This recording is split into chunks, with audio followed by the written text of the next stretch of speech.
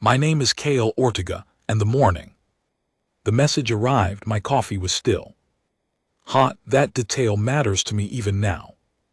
A small, ordinary thing on the last ordinary morning of my old life. The cup sat on my desk, steam curling upward.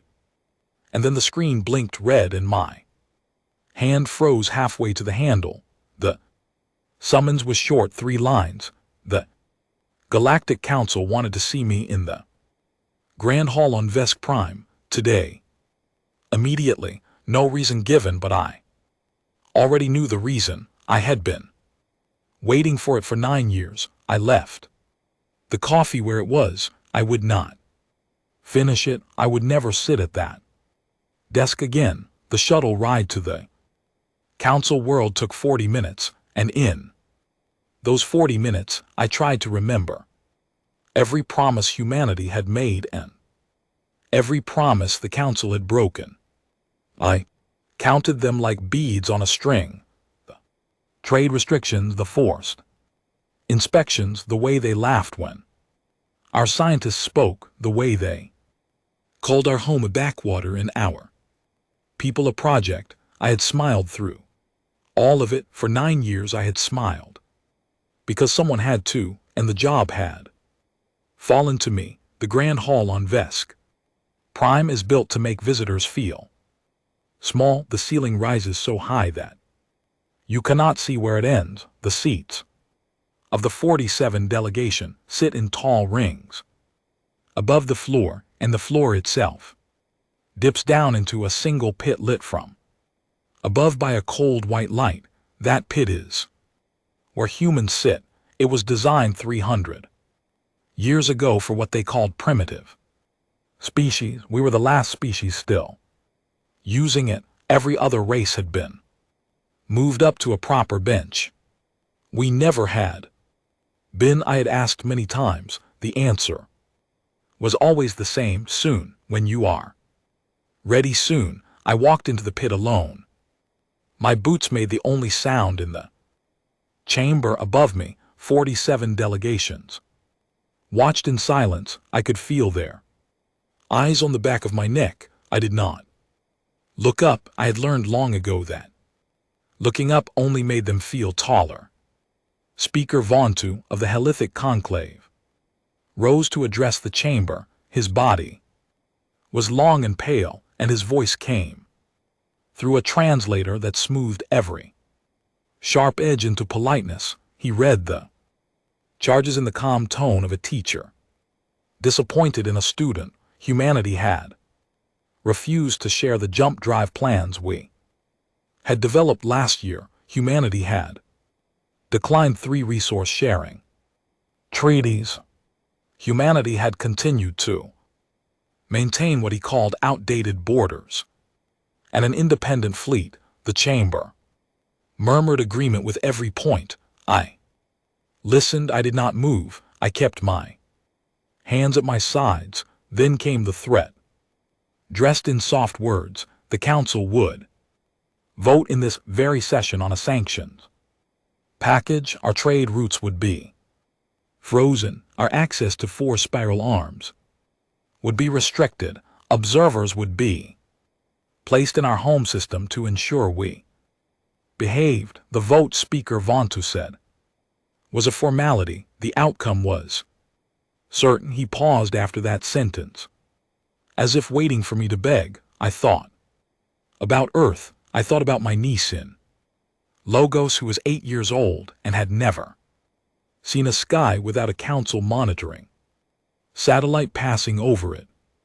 I thought about the 72 colonies humanity had scratched out of dust and rock across 2 arms of the galaxy. I thought about every person I had ever known sleeping under those council eyes, year after year, waiting for the day someone in this chamber would say enough. The day I realized was today, but it would not be them who said it. When Speaker Vontu finally asked for my response, I did something I had never done before in that hall. I smiled, not a polite smile, A real one, small and quiet and entirely for myself. I asked for 72 hours, a standard recess. I said to consult with my government. Before any vote, the council agreed at once. They thought they were being generous. They thought I would return on my knees with a list of concessions. Speaker Vontu even nodded as if granting a favor to a child who had finally learned manners. I bowed my head exactly as expected and walked out of the pit. For the last time, the shuttle was waiting on the diplomatic platform. I climbed aboard and sealed the door. Behind me, the pilot was a young woman named Helen Brooks, and she had been with me for 3 years. She looked at my face and knew without asking that something had changed. I gave her the coordinates for the upper orbit, and then I sat down at the secure terminal and opened a line that had never been used before. It went straight to a small room in a building in Geneva that did not appear on any map. A voice answered on the first ring. An older man, calm, patient, waiting. I said 4 words: begin operation long night. The line clicked once and went dead. The voice did not need to ask if I was certain. The plan had been ready for 90 years. Every step had been written and rewritten by people who had been born and died waiting for this moment. I was only the one who happened to be holding the key when the lock finally needed to turn. Helen looked back at me from the pilot's seat. Her face was pale, but her voice was steady. She asked where we were going. I told her to climb to the upper orbit and wait. We had time. We had 3 days and a plan that had been waiting for almost a century, and a species that had finally decided to stop asking for permission to exist. As the shuttle rose through the atmosphere of Vesh Prime, I looked down at the grand hall, smaller now from this height, just a pale ring of stone against the green of the city. I thought about the 47 delegations sitting in their tall seats, waiting for the human to come back and apologize. They would wait a long time. They would wait, in fact, longer than any of them could possibly imagine. I took out a small notebook from my coat pocket. It had belonged to my grandfather, a quiet man who had spent his life as a translator. On the first page in his handwriting were 3 lines he had written long before I was born.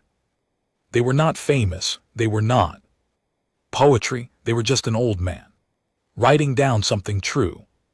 The first line said, "A people who beg for their freedom will never have it." The second line said, "A people who take their freedom must be ready to leave behind everything they were." The third line said, "When the time comes, do not look back." I closed the notebook. I closed my eyes. Below me on Earth, in 72 colonies, on stations and moons and ships across 2 galactic arms, 400 million people were already moving. Quiet, calm, trained, ready. Helen brought the shuttle into a high holding pattern. Through the viewport I could see the stars of the council worlds, bright and crowded, and beyond them the deeper dark where humanity had built things the council did not know about. Shipyards in the Hewitt cloud of our own system, folded space gates hidden inside dead asteroids. An entire second civilization built quietly in the shadow of the first, designed for one purpose, and one purpose only: to carry us away. I had never been part of the building. None of us alive today had laid the first beam or written the first line of code. The plan was older than my parents, older than my grandparents. It had been started by people who looked at the council the year humanity first joined and decided in the privacy of their own hearts that they did not trust. This kindness, they had passed the plan, down generation after generation, quietly, patiently, never speaking of it, in any room that might be listening. And now, because of one quiet vote, scheduled for 3 days from now, the lock had turned. Helen asked in a careful voice what would happen next. I told her the truth.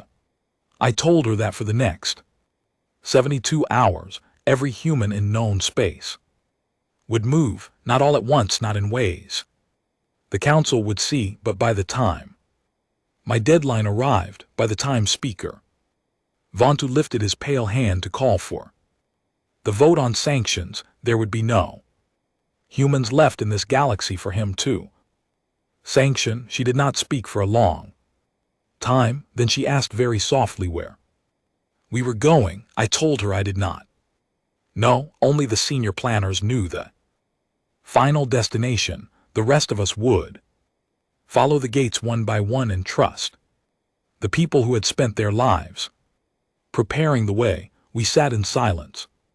After that, the shuttle drifted in its holding pattern. The council world turned below us, and I watched the lights of its great cities come on as the night side rolled into view.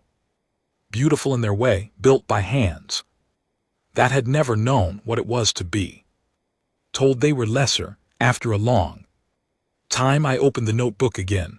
On the last page, my grandfather had written one more line in ink that had faded with the years. I had read it many times, but I read it again now slowly, as if for the first time. We are not a small people, he had written. We are only a quiet one, and when quiet ends, the loud will learn that they were never as loud as they thought. I closed the notebook for the last time. I put it back in my coat. I told Helen to take us to the meeting point on the far side of the moon where a transport was waiting. She nodded and turned the shuttle toward the dark. Behind us, the grand hall on Vesh Prime stood empty. The 47 delegations had gone to dinner. They were laughing, probably telling each other that the humans had finally been brought to heel, toasting Speaker Vontu for his firm hand, planning what they would say when I came crawling back in 3 days with my list of apologies. They would never get those apologies. They would never get me back at all. In 3 days, they would walk into that chamber expecting a man in a pit, and they would find the pit empty. They would call for me. They would send messengers to my embassy. They would scan my ship, and slowly, hour by hour, the truth would begin to dawn on them, and the smiles would fall from their long, pale faces, and the chamber would grow very quiet indeed. I did not feel triumphant. I felt tired and old and strangely deeply calm. For 9 years I had carried the weight of that pit. For 9 years I had smiled while my people were called primitive. The weight was gone now. I had set it down in the only place it could be set down, on the floor of the grand hall behind me, where it would stay forever. Helen brought us into the shadow of the moon.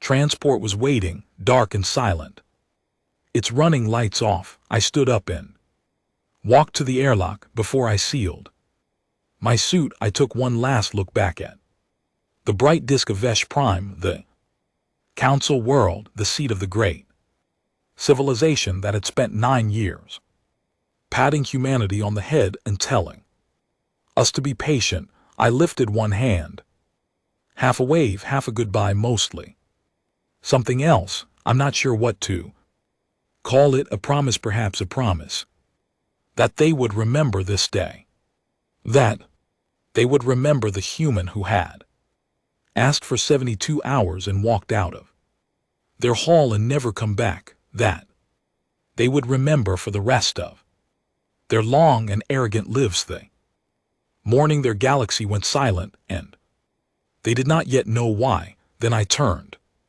and stepped through the airlock, and the door slid shut behind me with a soft, final hiss. The transport pulled away from the shuttle. The shuttle would be found later, drifting empty, just one more small mystery for the council to solve. The transport turned its nose toward home, toward Earth, toward the last quiet days of the human galaxy. Before the great silence began, I looked out the small window at the stars. I did not look back at Vesh Prime. My grandfather had told me in writing not to.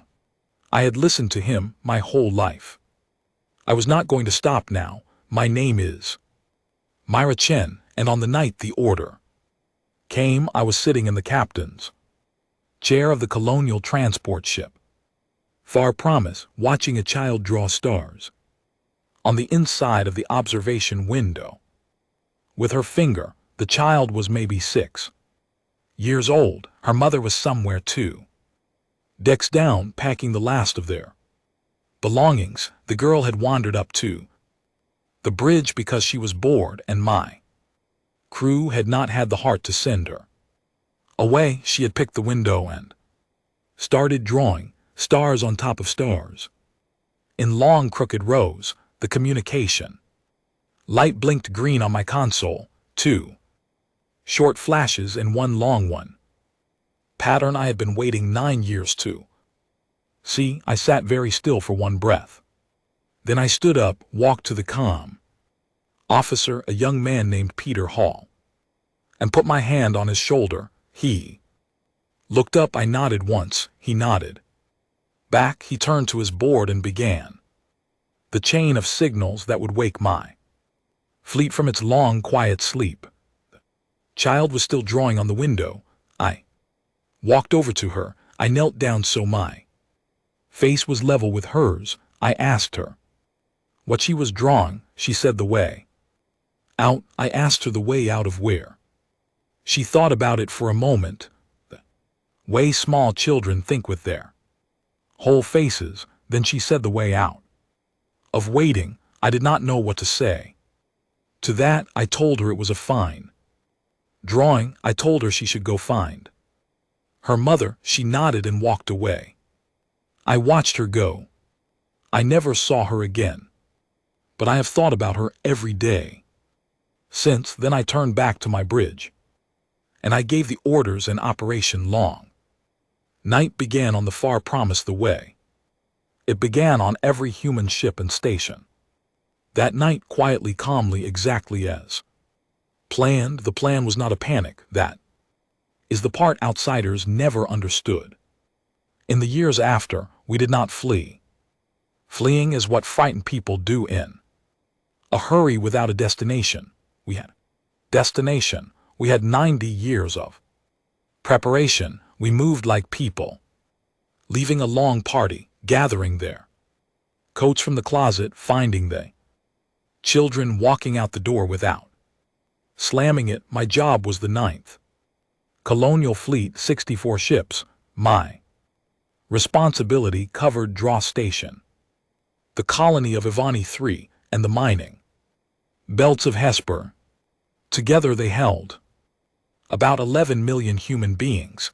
My orders were simple: get them all out, leave nothing alive, leave nothing dead, leave only the appearance of life. That last part was the strange part, the clever part, the part that had taken 90 years to build. We were not just evacuating people, we were also installing decoys.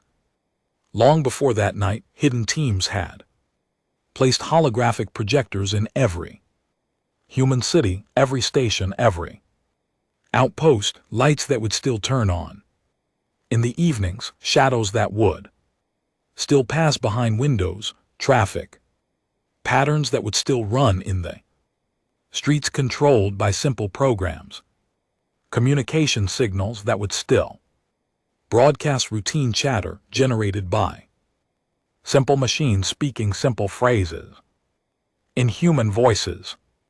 to any council censor.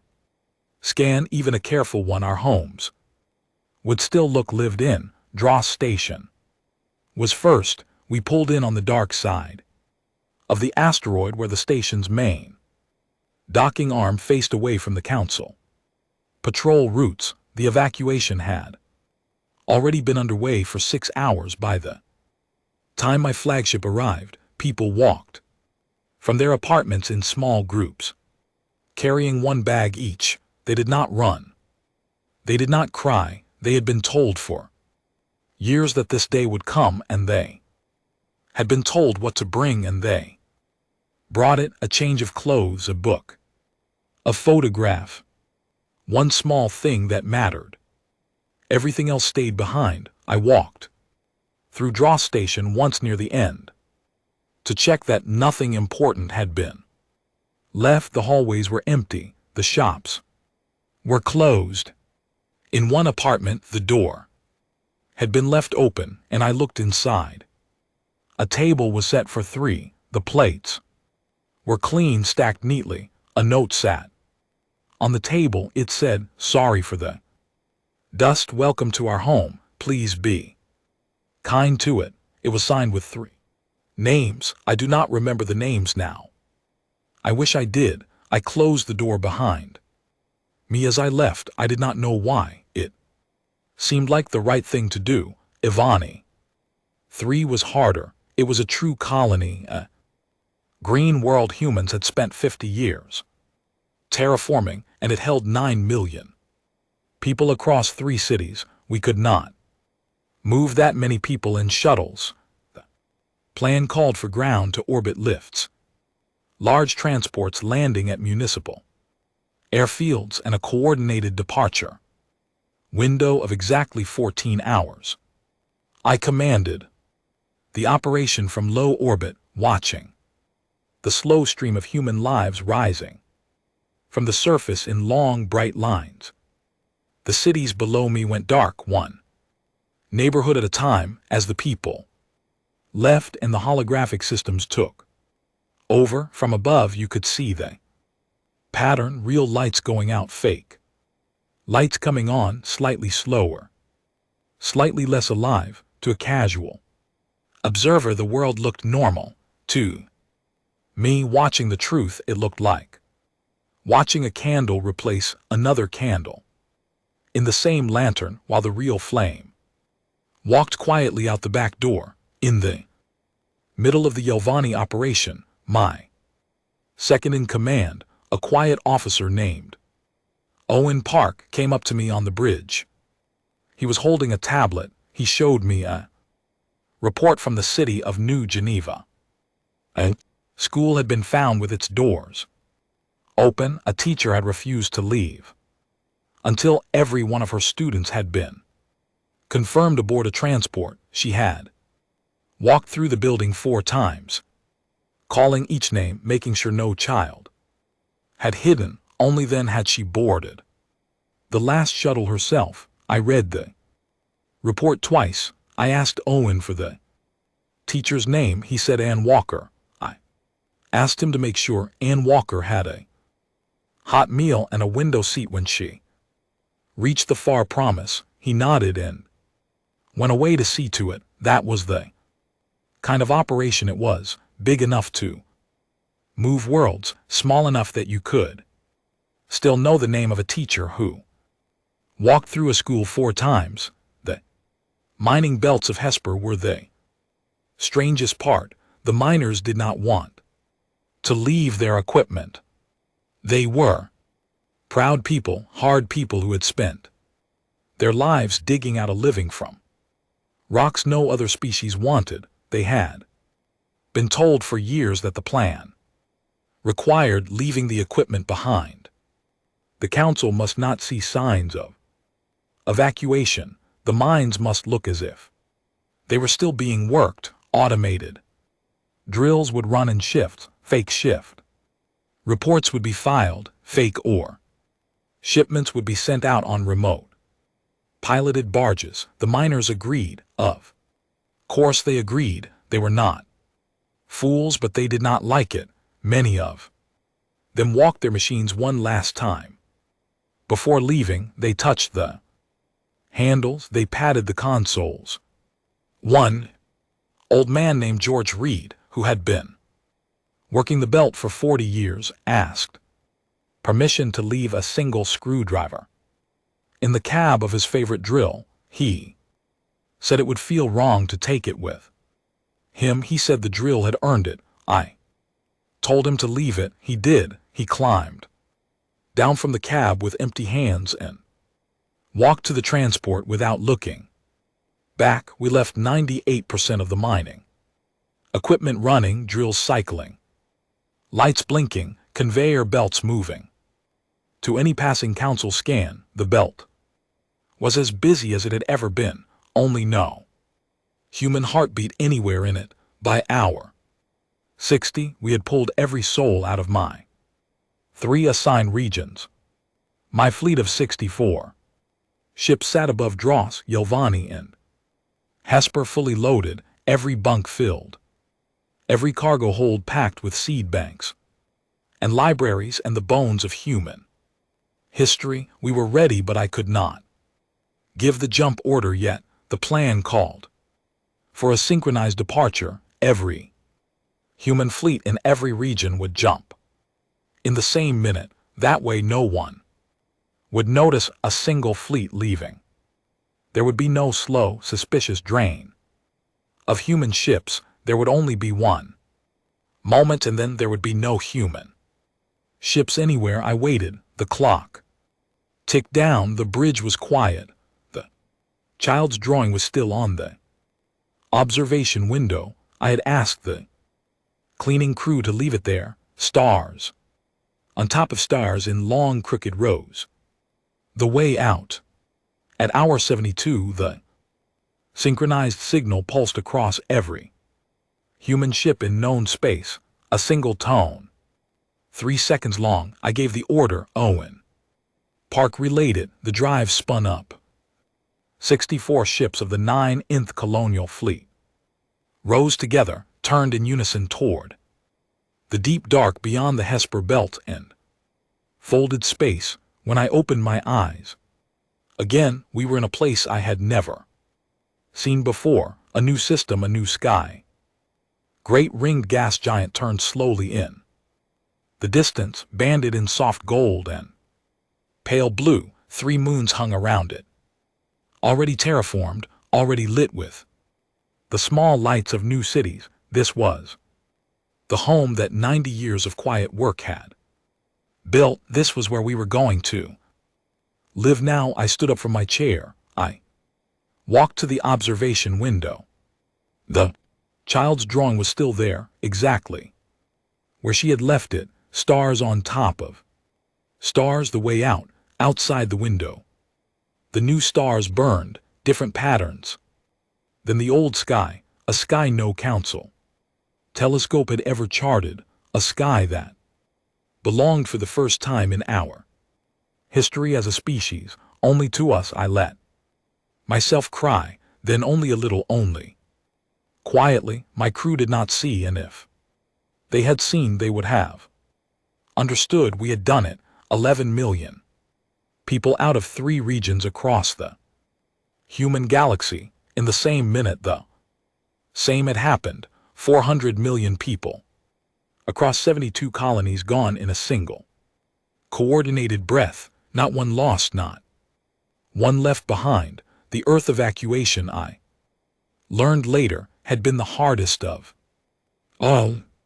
8 billion people, the cradle of our species, the planet where every human song and story had been born. The plan had been preparing the destination for 4 decades. Folded space gates the size of cities had been quietly built, atom by atom, hidden in the deep system, where no council ship would think to look. When the order came, every gate had opened at once, every transport had launched at once. The cities of Earth had emptied in 8 hours. When the last human stepped through the last gate, an automated system sealed the gate from the other side. The connection collapsed neat and final and the way back closed forever. Earth was left behind, not destroyed, not damaged, just empty.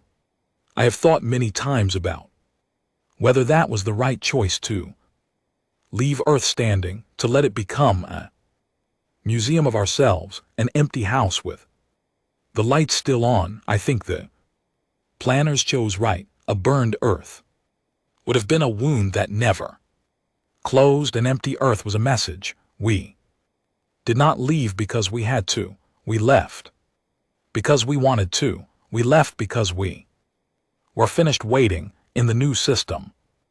Around the ringed gas giant, the work began at once. Crews unloaded, cities expanded. Children who had spent the jump asleep in their bunks woke up and looked through windows at a sky none of their parents recognized. They did not seem afraid, they seemed curious. Whole new world to learn. I walked the decks of the Far Promise one last time before going to rest. In the observation lounge, I found the little girl from the first night. She was looking out at the new stars. She had not drawn on this window. She was just watching. I sat down next to her. I asked her what she thought. She thought about it the way small children think, with her whole face. Then she said, "This one is bigger than the drawing." I told her that was true. I told her she had been right back on the Far Promise before the jump. Way out had been worth walking. She did not really understand what I meant. That was all right. She would understand later. We would all understand later. For now, the new sky burned outside the window, and there were people to settle and lives to begin, and a galaxy behind us that did not yet know we were gone. I went to my cabin and slept for the first time in 3 days. I dreamed of empty streets and a teacher walking through school 4 times and an old man leaving a screwdriver in the cab of a drill. I dreamed of a child drawing stars on a window. I dreamed of my grandmother who had told me once that the best kind of goodbye is the kind that does not need words. I think we had managed that kind of goodbye. I think we had walked away from the great cold council with our heads up and our voices quiet, and I think when they finally noticed, they would understand in their bones what kind of people they had been talking down to for 9 long years. We had not been small. We had been quiet, and quiet in the end had been enough. My name is Thrella Vass, and I am the Inquisitor the Council sent to find out where the humans had gone. I am the one who walked through their empty cities. I am the one who first felt in my own body the strange weight of a planet that should hold 8 billion lives and held none. I am the one who carved that weight into the official record. I will carry it for the rest of my days. The first 3 weeks the council was only annoyed. Ambassador Ortega had not returned at the end of his 72 hours. The recess had ended. The chamber had assembled ready to vote. The pit had been empty. Speaker Vontu had laughed. He had called for messengers to be sent to the human embassy. He had ordered routine inquiries. The routine inquiries had come back strange. The human embassy on Vesh Prime had answered all communications normally. Yes, the ambassador had been delayed. Yes, he would return soon. Yes, the human government wished to extend the recess by another standard week to prepare a full response. Polite, professional, reasonable. Speaker Vontu had granted the extension and gone to lunch. A week became 2 weeks. 2 weeks became 3. The polite answers from the human embassy continued. The polite answers were perfect. They were too perfect. Someone in the council bureaucracy, a junior officer of the Droskin delegation noticed that the phrasing of the responses had not changed in 18 days, the same words, the same sentence structure, the same small pleasantries at the end, as if a machine were answering, as if a script were running. That junior officer wrote a report. The report sat in a queue for 4 days, then it crossed the desk of a senior analyst who read it twice, set down her tea, and sent it to the Inquisitor's office. The Inquisitor's office sent it to me. I read it on a quiet morning in my private chamber with the light coming through my window at a long angle. I read it 3 times, then I requested an enforcement squadron and a fast cruiser, and I set out for the human home system to find out what was happening. I expected when we arrived at the edge of the Sol system to be challenged by human patrols. There were always human patrols at the edge of Sol, small ships, stubborn captains, officers who insisted on inspecting our papers and asking polite, pointed questions before letting us pass. It was an old human habit. The council found it irritating. I had always found it privately a little admirable. There were no patrols. We crossed the outer system unchallenged. We passed the orbits of the gas giants. No ships hailed us, no sensors swept us. System was completely quiet. My executive officer, a careful person named Vesh Marin, suggested perhaps the patrols had been pulled in to defend the inner worlds. I told her perhaps. We continued inward. We reached Earth orbit. On the 3rd day, from space, Earth looked exactly as I remembered, blue and white and beautiful in its way. Continents and oceans and weather systems exactly where they should be. The night side of the planet glittered with the lights of cities just as it should. Ship traffic moved in the orbital lanes just as it should. Communication signals washed across our sensors full of the usual human chatter. Just as they should. I gave the order to scan for human life signs. The report came back in 3 minutes. The bridge of my cruiser, a chamber I had commanded for 15 years, fell into a silence I had never heard before. Vesh Marin read the numbers twice very slowly, the way you read numbers when you do not believe them. 0, the scan returned 0, no human heartbeats, no human breath, no human warmth, on a planet that should hold 8 billion lives. The sensors found none. I ordered the scan repeated. I ordered it run on a different system. I ordered a manual checked by a different officer. The numbers did not change. 000. I ordered a landing party. Vesh Marin chose the team herself, 12 troopers, fully equipped plus 2 scientists and a medic. They were experienced. They had been on hard worlds before. They went down expecting a trick, a hidden bunker network, a clever deception. They came back 6 hours later very quiet, and the senior trooper, an old veteran named Carrick, would not meet my eye when he made his report.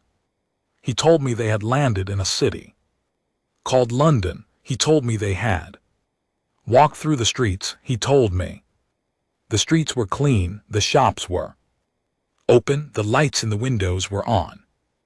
Newspapers fresh and dated this very day sat in stacks at the corner kiosks. Machine printed during the night and machine delivered before dawn. Cars were parked along the curbs, batteries warm, ready to drive. Coffee shops had hot pots brewed, bakeries had fresh bread cooling on racks, but there was no one. Not one human, not anywhere. In one cafe, Carrick told me they had found a Table set for two, 2 plates of breakfast half eaten, 2 cups of tea. Still warm, the chairs pushed back as if the 2 diners had stood up, said a quiet word to each other, and walked out. The front door, he had touched the tea. It was the right temperature for a meal. Abandoned 20 minutes ago, not 20 minutes, 20 days at least. The kitchen had a timer set running and automated. Cycle, hot tea every 2 hours, hot bread every 4, fresh newspapers every morning. The whole city was running itself. I ordered Carrick to the medical bay to be checked. He was not injured, he was only tired. The kind of tired that I would come to know very well in the weeks that followed. We landed teams in every major city across every continent. Tokyo the same, New York the same, Cairo the same, Buenos Aires the same, Sydney the same, Lagos the same, every city on every continent running smoothly, lit and warm, and tended but holding not one living human being. We landed teams on the Moon, the same on Mars, the same, the colonies on Titan, on Ganymede, on the asteroid stations and the deep mining belts, all the same, lights on, machines working, doors unlocked, coffee warm in the pots, bread fresh in the ovens, and not one human heartbeat anywhere in the system. We spread out across the human galaxy after that. Drosk Station the same, Yalvani 3 the same, Hesper the same, the deep colonies in the second arm the same, every human installation on every world, in every system working perfectly and holding no one. Numbers were impossible, 40 billion human beings across 2 galactic arms. 40 billion, they could not all have left, they could not all have been hidden, they could not all be dead. Because there were no remains, there was nothing, only empty rooms and warm tea, and the soft sound of machines doing the work that human hands used to do. I would never have believed it if I had not walked through one of those rooms myself. On the 11th day, I went down to Earth. Personally, I needed to see it. I landed in the city humans had called New York, in the place they had called the United Nations Plaza, where their old International Council used to meet. It was a building they had treated as important. I thought if there was a message anywhere on Earth, it might be there. I was right, in the center of the plaza. A tall stone obelisk had been raised. It was new, the stone was fresh. It had not been there the last time any Council Inquisitor had visited Earth, which was 11 years ago. It had been carved sometime in the last few months by hands that had taken their time. The carving was deep, the letters were precise, the work was beautiful in the way human work could sometimes be. Beautiful, careful, and quiet, and made to last. I walked up to the obelisk. I read the inscription. It was in the standard council script, perfectly carved, perfectly readable. 3 sentences. They were short. They were not angry. They did not need to be angry. The first sentence said, "We have decided that we no longer wish to be your problem." The second sentence said, "Do not look for us." The third sentence said, "You will not like what you find if you do." I stood in front of that obelisk for a long time. The plaza was silent. The wind moved through the empty streets of New York. Somewhere a few blocks away, an automated bakery began its mid-morning cycle, and the smell of fresh bread drifted past me and was gone. I read the 3 sentences again. I read them a third time. I touched the stone with one long finger, very gently, the way you might touch something that had been built to be touched only by People braver than you. Then I turned around and I walked back to my landing. Kraft and I gave the order to return to Vesh Prime. The journey home was the longest journey of my life, not in distance, in thought. I sat in my cabin for many hours and did nothing but think. I thought about the words on the obelisk. I thought about the empty plate of breakfast in the cafe in London.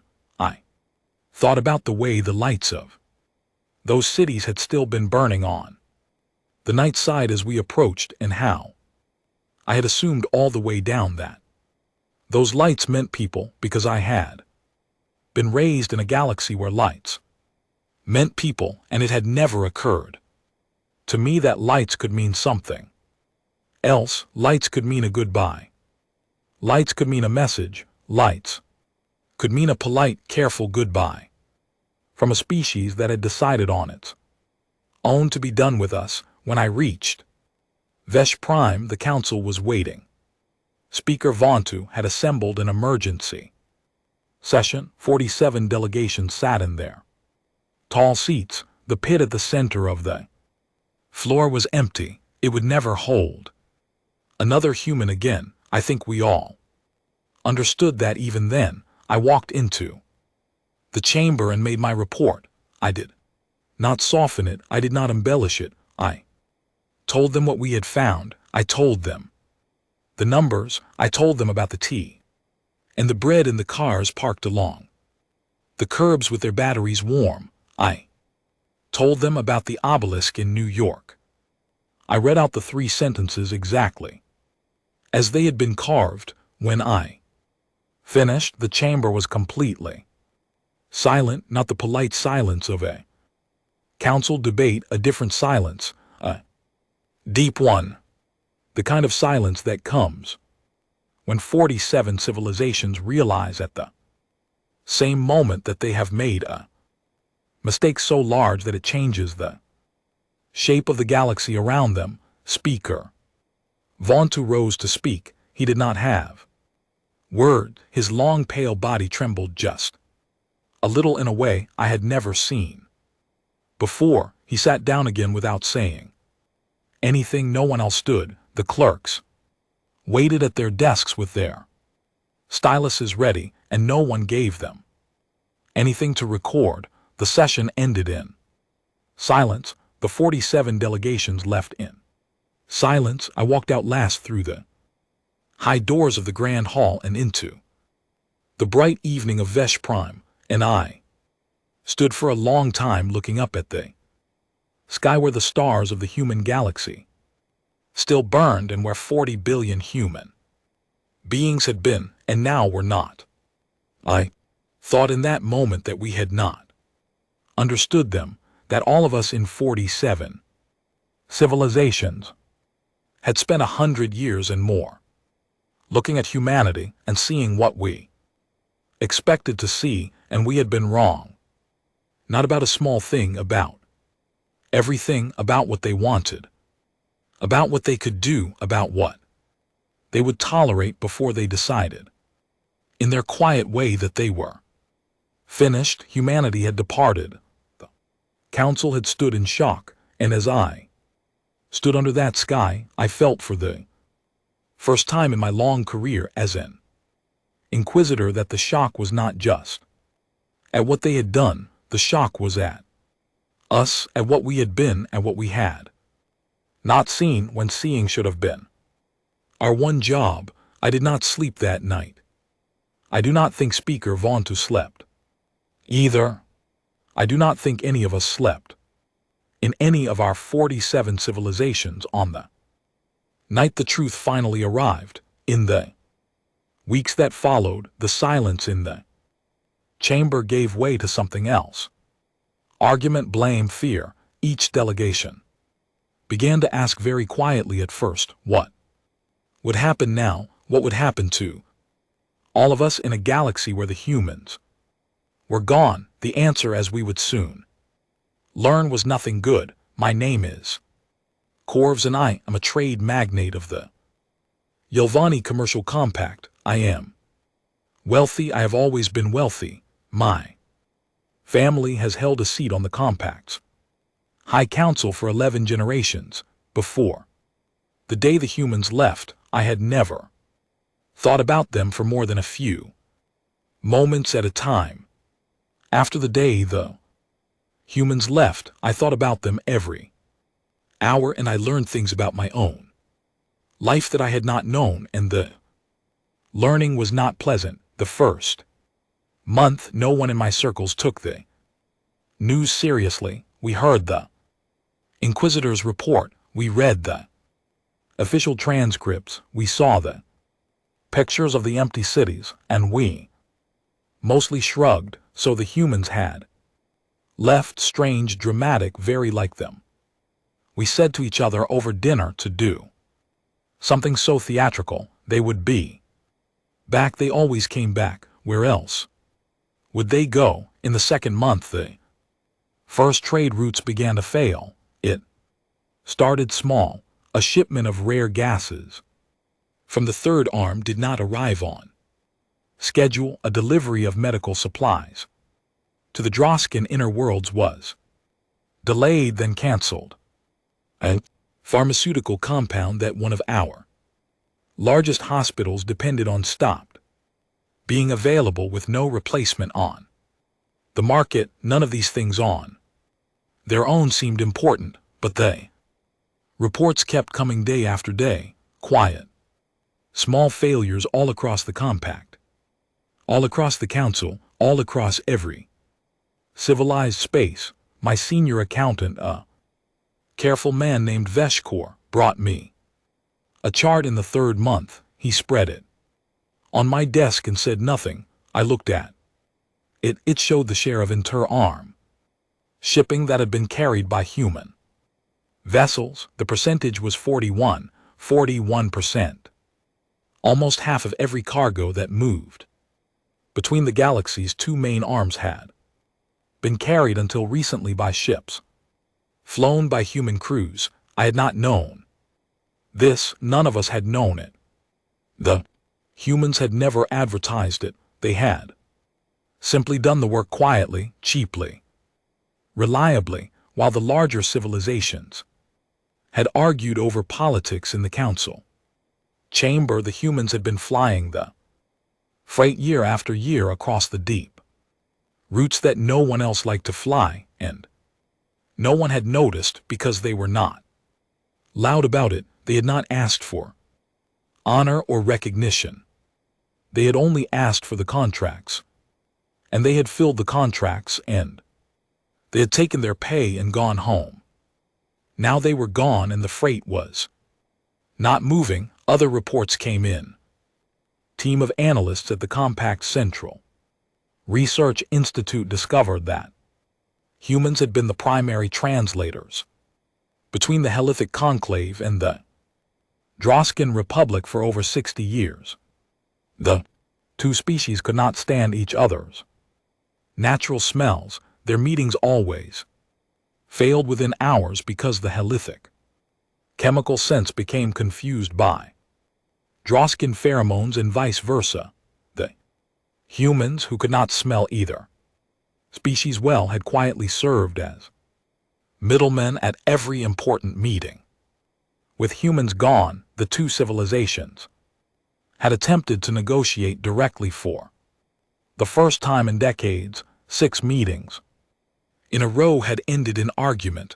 A long, simmering border dispute, which had been managed peacefully for 60 years, suddenly flared into open trade disputes. Another report, the deep radiation mines on the planet Chorus had been worked for 50 years almost entirely by human crews. The radiation was too strong for most species. The pay was excellent, but the work was hard, and only humans had taken it in significant numbers. With the human miners gone, the mines had been forced to switch to automated systems.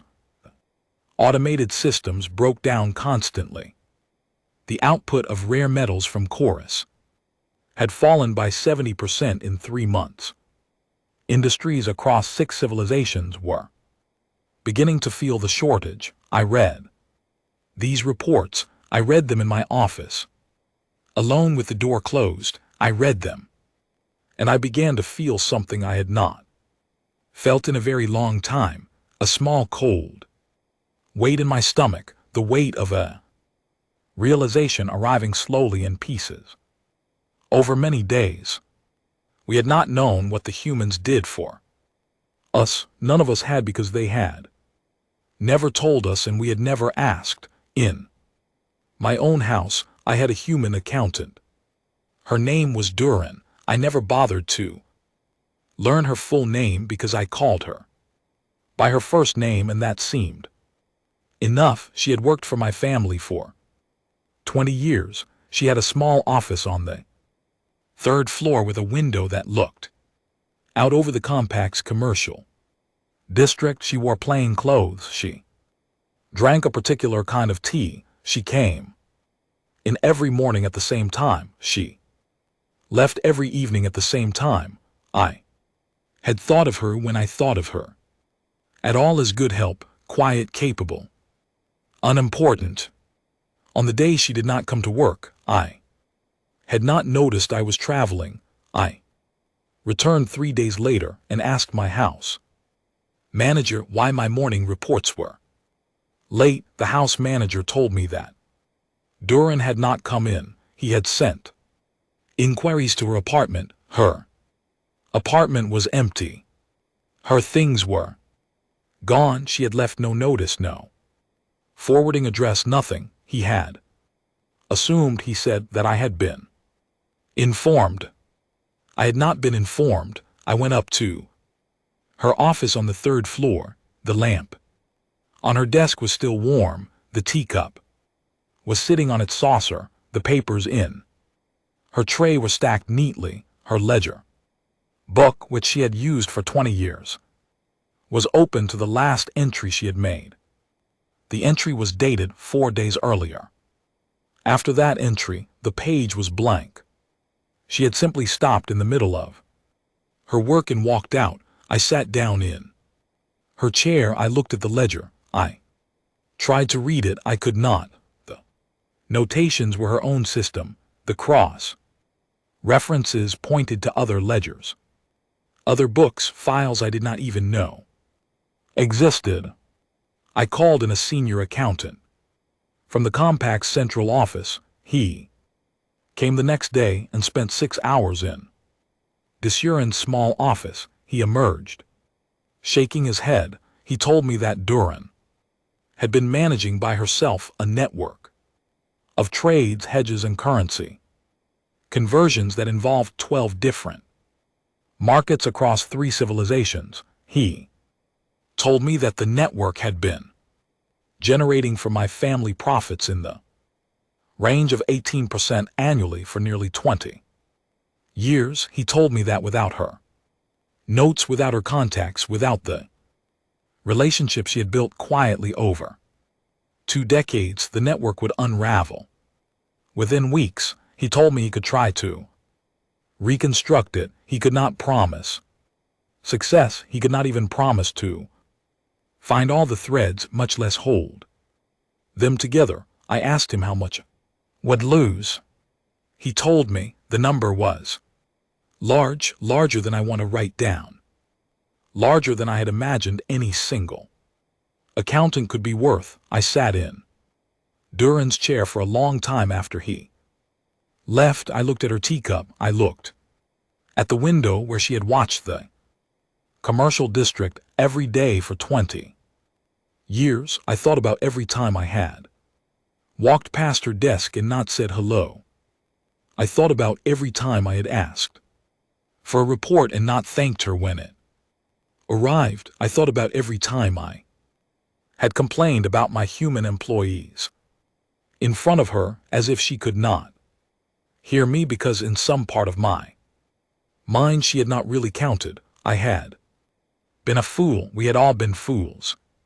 I understood that now, sitting in her quiet office on a planet that had once held a thriving human community of nearly 1 million, and now held only the empty houses where those humans had lived. The compact felt the loss in a thousand ways. Small businesses across the cities had relied on human workers. Restaurants, repair shops, cleaning services, delivery routes. The humans had not been visible. They had been everywhere. They had filled the gaps in our civilization, the gaps we did not know we had, the gaps that other species would not fill because the work was too humble or the hours too long. We had to fill those gaps. Now we tried, we hired from other species, we automated where we could, we adjusted, but the adjustments cost money, they cost time. They cost the steady, quiet competence that the humans had provided without ever being thanked. The compact's economy began to limp. Worst news came from the borders. There had always been 3 rival powers at the edges of council space: the sex hegemony, the Pale Confederacy, the Murmur. For generations, they had been kept out of our buffer regions by a mix of patrols, treaties, and quiet pressure. Surprising part of that pressure had come from human ships, small fleets, fast and unpredictable, that had patrolled the buffer zones for their own reasons, which had often happened to align with ours. The humans had never been formal allies in those patrols. They had simply been there, and now they were not. The Pale Confederacy moved. First, their probes appeared in the old human colonies. Within 4 months of the departure, they found the empty cities, the running machines, the warm tea. They were not interested in the strangers the way we had been. They were interested in the resources. They began to settle. They began to claim. Within a year, they had set up garrisons on 3 of the 72 former human colonies. Within 2 years, on 12 more. The sex hegemony followed a year later, the Murmur a year after that, the buffer regions which the humans had quietly held for us for 2 centuries began to fill with hostile fleets. The council met more often now. The chamber was crowded. The pit at the center of the floor remained empty, and we did not speak about it. We argued about the borders. We argued about defense budgets. We argued about whom to blame. We argued more and more about whether the humans could be found and persuaded to return. I attended these sessions. I sat in the compact's box in the 3rd tier, and I watched Speaker Vonto age in front of us. He had been a confident speaker once, smooth and polished. Now his hands shook sometimes. When he held his notes, his voice cracked. He looked more often like a leader who had outlived his certainty. In the 6th year after the departure, the council passed an unprecedented resolution. It was called the Acknowledgement Act. It formally recognized humanity as an equal civilization retroactive to their first contact with us.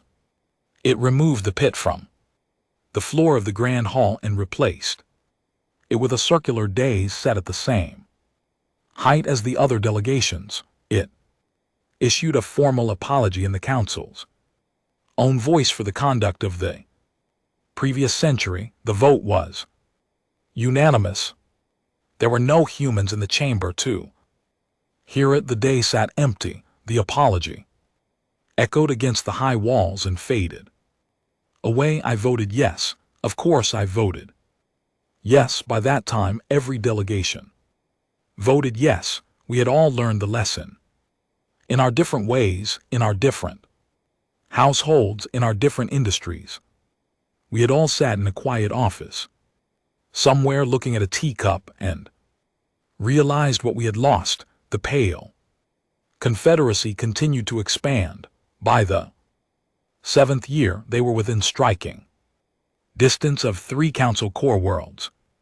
The sex hegemony, sensing weakness, increased their pressure on the second arm. The murmur began to test the third. The council's defenses were stretched thin. Our fleets were not designed for this kind of pressure. We had grown soft behind the buffer the humans had unknowingly provided. In the 8th year, an emergency session of the council debated for the first time openly whether to attempt formal contact with humanity. There was, of course, the problem that we did not know where they were. The folded space gates they had used were unlike anything our scientists had ever seen. We had studied the residual signatures for years. We had narrowed the possible destinations to a region of the second arm of unknown. Thousands of star systems, we could not find them by searching. The region was too large. We had to ask them to find us. We composed a message, a formal request for contact, broadcast on every frequency, repeated in every council language, signed by Speaker Vontu personally on behalf of every delegation. The message was honest. It admitted what we had been. It asked with no conditions for a meeting. We sent the message on the first day of the 9th year. For 5 months there was no reply. In the 6th month, a single short message arrived on every council communications channel at exactly the same time. It came from no traceable source. The signal seemed to begin nowhere and end nowhere, as if it had passed through space we did not understand. The message was 3 sentences long. The first sentence said, "We have considered your request." The second sentence said, "We will send an ambassador." The third sentence said, "The ambassador's terms will be final and not negotiable." The chamber erupted, cheers in many cases, tears in some, relief in all. Speaker Vontu wept openly at his podium, and no one thought less of him for it. I watched from the compact's box. I did not cheer, I did not weep. I thought of Duran's empty office. I thought of her teacup. I thought of the 18 years of profit she had quietly given to my family while I had not even bothered to learn her full name. The humans were coming back, not to live among us only, to meet with us only, to set terms. I knew in my old, slow, tired bones that those terms would not be soft. The humans we had known were quiet, but they had also been patient. Patience, I had learned, is what hard people use when they cannot yet afford to be loud. Now, after nearly a decade of building civilization beyond our reach, after watching us beg them, after watching us collapse without them, they could afford to be loud. They would not be loud. They were never loud, but they would not need to be. I went home that night and I sat in Duran's old office, which I had never reassigned. I had kept the teacup on the saucer. I had kept the ledger open. I had kept the lamp burning. It had become, in some quiet corner of my own house, small shrine to mistake I would carry for the rest of my life. I sat in her chair. I looked out her window at the lights of the city. I waited for the humans to come. My name is Kale Ortega, and I am old now. My hair, what is left of it, is white. My hands shake a little when I write. My back aches when the weather turns. I have lived 18 years in the new system, the one humanity built around the great ringed gas giant, and I have watched my species become something I did not know we could be. And today, for the first time in those 18 years, I am stepping back through the gate. The ship that carries me is called the Quiet Return. It is a small ship by the standards of our new fleet. It does not need to be large. I am one passenger and my mission is one meeting, and the matter at hand is not war, it is in the older sense of the word business. The pilot of the Quiet Return is a young woman named Helen Brooks. Yes, the same Helen Brooks, who flew me away from Vesk Prime 18 years ago. She is not so young now. She is gray at the temples and steady at the controls. She asked when she heard about the mission to be the one to fly me. I told her she did not need to ask. Seat had been hers from the beginning. We have not spoken much on the journey. There is nothing that needs to be said. We both remember, I think, about the new home behind us. As the gate opens, the three worlds around the gas giant cities humanity has built in 18 years.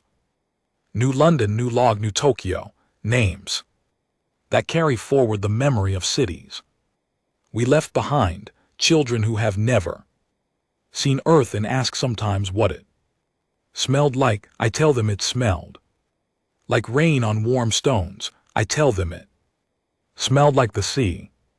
I tell them it smelled like home until home meant something else, and then it smelled like a place we used to know. We pass through the gate, the stars change, the old constellations slide back into view. Through the viewport there is Vesh Prime, the bright yellow star of the Council world, exactly where I left it 18 years ago, the galaxy I once worked in, the galaxy that once held me in its pit. I do not feel angry looking at it. I am too old for anger. I feel something quieter, a kind of clear, cool readiness, the readiness of a man who has rehearsed a speech for many years and is finally about to deliver it. The Council has sent an honor escort to meet us at the edge of the system, 6 ships. They keep a respectful distance. They do not scan us. They do not signal demands. They only follow at a polite range all the way into Vesh Prime. This is new. This is not how it used to be. When we land at the diplomatic spaceport, there is no pit waiting for me. The pit is gone. They have rebuilt the Grand Hall. The information was in the briefing materials, but seeing it in person is different. Where the pit used to be, there is now a circular descent at the same level as the other delegations. It is built of pale stone. It is plain. It is exactly the right height. It has been waiting for me empty for nearly a decade. I walk into the chamber alone. The same as before. I want it this way. The 47 delegations sit in their tall seats above me. The chamber is silent. The silence is different from before. It is not contempt. It is something I would not have believed possible from these 47 civilizations. It is respect, real respect, the kind that costs the giver something. I step up onto the dais. It is a strange feeling. After all these years of looking up, I am standing eye to eye with them. I look around at the high seats. I see the Helithic conclave, where Speaker Vontu once stood. He is long retired. He died, I am told, 4 years ago. He left a letter behind, addressed to humanity, which I have read. It is honest, it is sad, it is the letter of an old man who finally saw too late what he had been. I do not hold it against him. I forgave him in my heart many years ago, because forgiveness costs the forgiver less than carrying the weight. The new High Speaker is a young woman of the Droskin Republic. Her name is Anath Vel. She rises now to greet me. She bows. She holds the bow for a long moment, longer than protocol requires, and the chamber is silent during it, and I think she has rehearsed this moment as carefully as I have rehearsed mine. When she rises, her eyes are wet. She speaks. First, she speaks for the council. She Apologizes. She apologizes for the pit. She apologizes for the century of small humiliations. She apologizes for the names humanity was called. She apologizes for the resources demanded, the inspections forced, the words said in our hearing as though we could not understand them. She apologizes for everything by name, point by point, item by item for over an hour. She does not hurry, she does not soften, she speaks. Each apology like a stone being laid a wall. When she is finished, she sits down, she waits. I do not speak for a long moment. I'm not being dramatic. I'm simply taking it in. 18 years ago, I stood in the pit below this chamber and listened to Speaker Vontu read charges against my species. Today I stand on days at equal height, and the chamber listens while a new speaker apologizes for the century my people endured. I never thought I would live to see it. I'm very glad I did. I tell them when I begin that I accept their apology. I tell them that humanity accepts it. I tell them that we have not come to punish anyone. We have not come to gloat. We have come because they asked for help, and we have considered the request seriously, and we have decided that the answer can be yes. The chamber breathes out. You can hear it. 47 delegations exhaling at once, but the answer, I say, comes with terms. Terms are not negotiable. The terms are not harsh. They are simply what humanity requires to engage again with this council after what we have learned about ourselves and about you in the years we have been apart. I read out the terms. There are 5 of them. They are short. First, full sovereign recognition of the human civilization with no probationary status, no review period, and no conditions. Second, equal council standing, including a permanent days of equal height in the grand hall, which I see has already been built and which I thank them for. Third, no observer treaties, no inspection rights, no resource demands of any kind ever. Humanity will trade where humanity chooses on terms. Humanity sets goods will move where they are paid for. There will be no forced sharing. Fourth, the pale confederacy, the sex hegemony, and the murmur will be informed by joint council and human declaration that the buffer regions are now under combined protection. Aggression toward council space will be answered jointly and with seriousness. Humanity will not fight the council's wars for it. Humanity will, however, stand with the council against those who would take advantage of weakness. Fifth, and this is the term that took longest to write, an official record will be entered into the council's permanent archive. The record will describe the century before the departure honestly. It will describe what was done to humanity and what humanity did in response, and what the council learned and what the cost of that learning was. The record will be public. It will be readable by any species anywhere in the galaxy forever. We do not ask for this to shame the council. We ask for it so that no other species ever again is mistaken for livestock by anyone in this chamber. I finish reading. I set down the page. I look up at the 47 delegations. There is a long pause. Then High Speaker Anath rises again. She does not call for debate. She does not call for committee review. She simply asks for the vote. She asks for the yes or no of each delegation by name in order on the record with no abstentions allowed. The vote begins. The Helithic Conclave votes yes. The Droskin Republic votes yes. The Yelvani Commercial Compact votes yes, one by one in order. Every Delegation votes yes, there is no no. There is no abstention, there is not. Even a long pause, the 47 civilizations of the Galactic Council in one unanimous voice accept every term humanity has set. When the vote is finished, the chamber rises and remains standing. The High Speaker says nothing for a long moment, then she says simply, "Welcome back." I bow to the chamber, they bow to me. We sign the documents an hour later, in a smaller room with 3 witnesses from each civilization. Helen Brooks signs as a witness for humanity. Her hands do not shake. I am glad, mine I think would have. The agreement enters into force at the end of the standard week.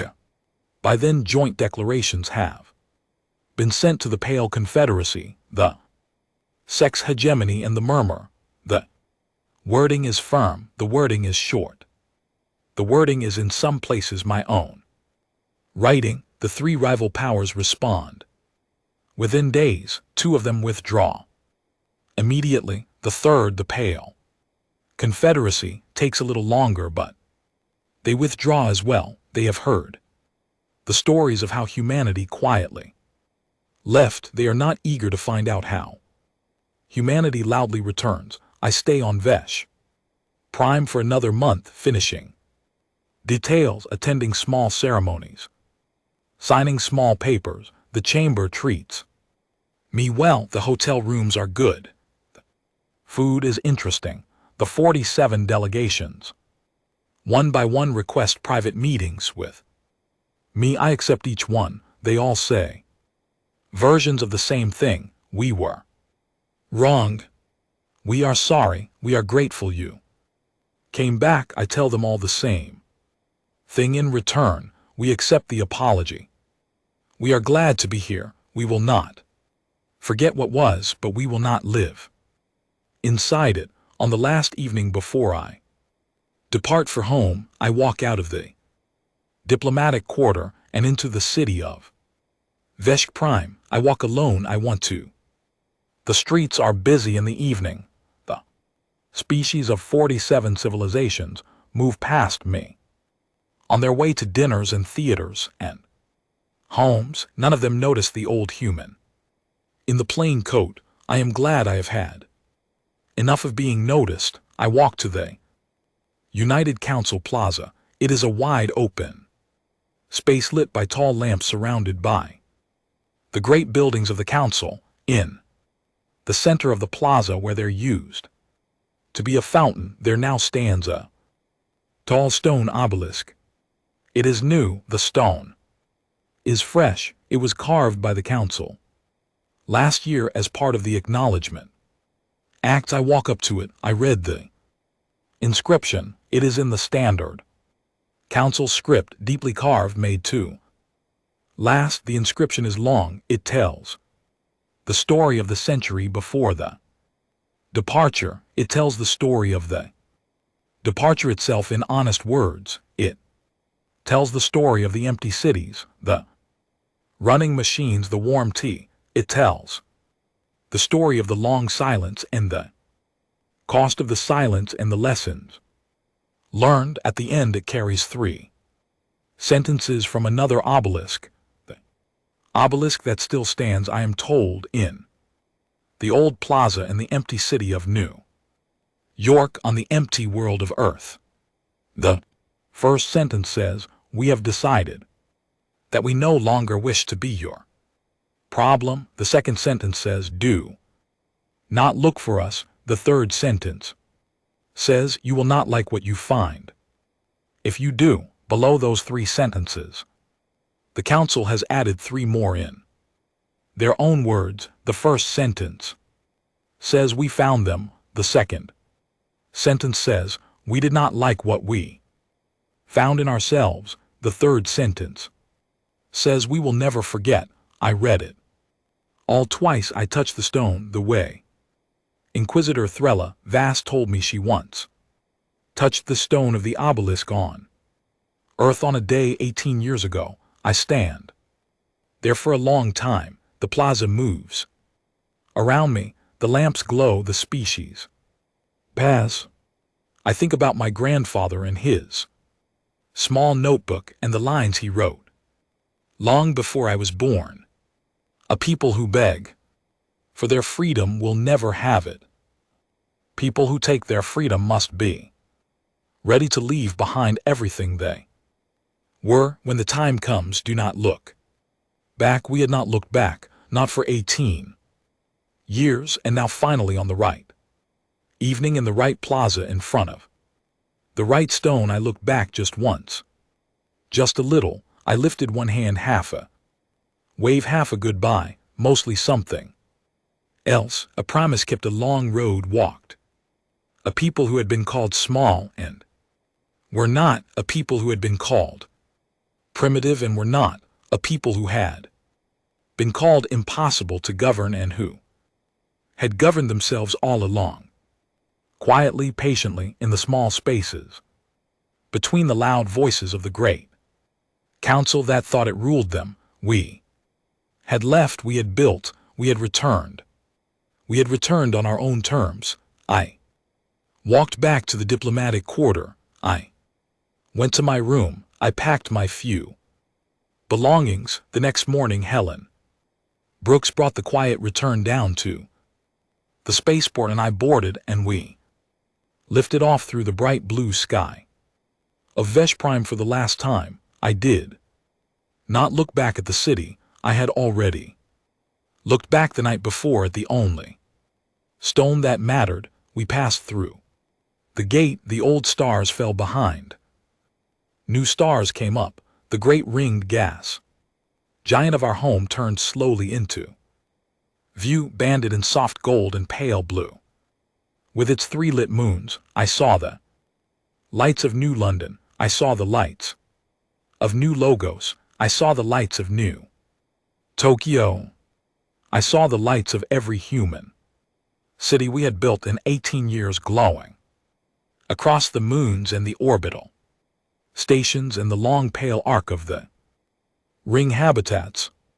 I thought, this is the answer, not the apology in the grand hall, not the obelisk in the plaza. The answer is this: the lights, the lives, the fact that we built it, the fact that we built it ourselves in the dark without anyone watching, with only the trust of our parents and grandparents to guide us. The fact that we were ready when the loud voice in the pit ordered us to be quieter, to instead be done. Humanity had departed and the council had stood in shock. That was the story for many years. That is the story you will hear if you ask the old ones in the chamber, the ones who remember the day the messengers came back with empty reports, and the chamber fell silent and speaker Vaughan sat down without speaking. But that is only half of the story.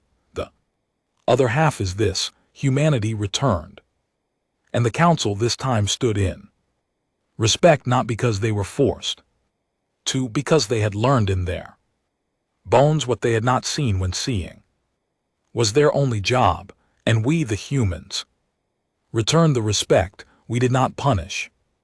We did not gloat. We sat at our new days, and we wrote our terms, and we signed our names, and we shook the hands of the chamber, and we went home. That is the whole story. That is what we crossed to arms of the galaxy to teach them. That is the lesson written in the only way.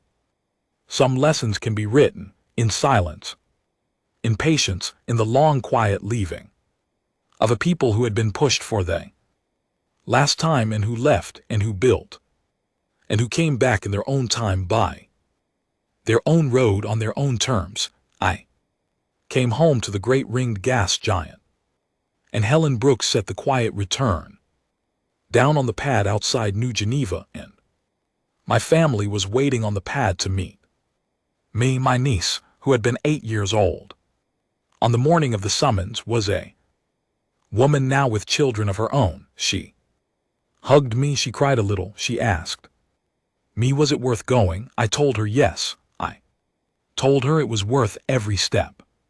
That night I sat on the porch of my small house in New Geneva and looked up at the new sky, the new stars, the stars that belonged for the first time in our history as a species only to us.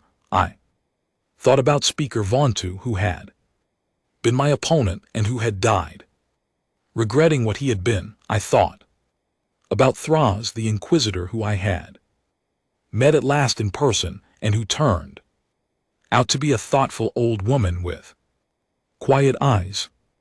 I thought about Corvash of the Yelvani, who had asked me in his private meeting whether I had ever known a human accountant named Durin, and who had wept when I told him yes, my mother had known her, and Durin had retired to a small house in New Tokyo with a teacup just like the one she had left behind. I thought about all of them. The old enemies, the old colleagues, the old friends I had never quite been allowed to have on the wrong side of the pit.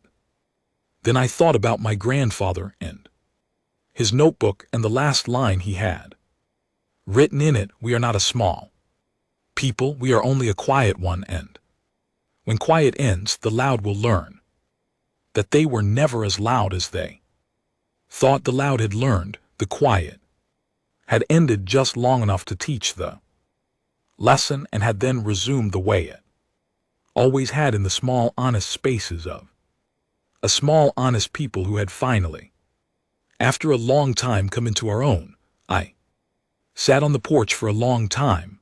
The new stars burned above me. I was very old. I would not see most of what came next. That was all right. The road from here would be walked by others. I closed my eyes. I let the night settle on me. I let my hand rest on the wooden arm of my chair, on the new world we had built, under the new sky we had earned. Humanity had departed. Humanity had returned. The galaxy had learned, and I at last was home.